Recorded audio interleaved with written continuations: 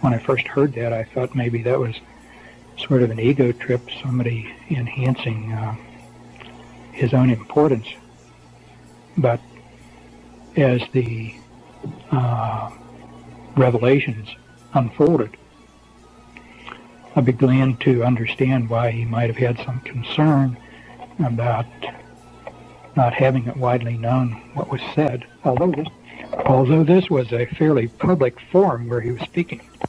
Remarks were delivered, but nonetheless he asked that no notes be taken, no tape recorder be used, suggesting there might be some personal danger to himself if these revelations were widely publicized. Again, as the remarks began to unfold and some of the rather outrageous things that were said at that time, they certainly seemed outrageous,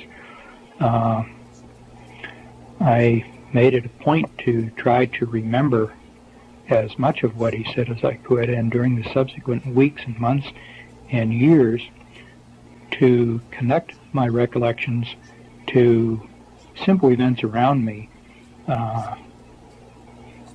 both to aid my memory for the future in case I wanted to do what I'm doing now, record this, and also to try to maintain a perspective on what would be developing if indeed it followed the predicted pattern, which it has. At this point, so that I don't forget to include it later, I'll just include some statements that were made from time to time throughout the presentation, just having a general bearing on the whole presentation. One of the statements was having to do with change. People get used, the statement was, people will have to get used to the idea of change. So used to change that they'll be expecting change. Nothing will be permanent.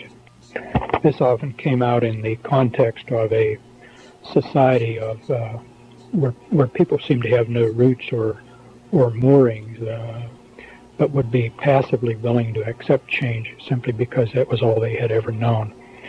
This was sort of in contrast to generations of people up until this time where certain things you expect to be and remain in place as reference points for your life.